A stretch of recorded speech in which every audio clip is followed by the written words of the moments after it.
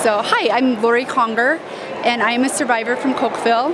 I was 11 years old in the 5th grade when the school was held hostage, and you know, it's not an easy thing to see everything portrayed on the big screen, and it kind of puts you right back there, same feelings and emotions, and it's not easy to relive that again. But at the same time, I personally have felt like this movie needed to be shared, and our story needed to be shared, because it's about faith and prayer and miracles. And you know, we live in a world where life is hard and people go through hard things, and it's pretty easy to get discouraged and forget that there's a higher power out there who's there to help us.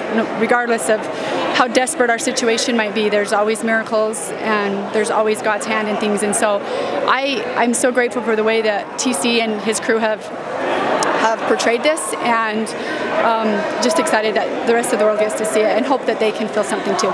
Thank you. Yeah, thank you.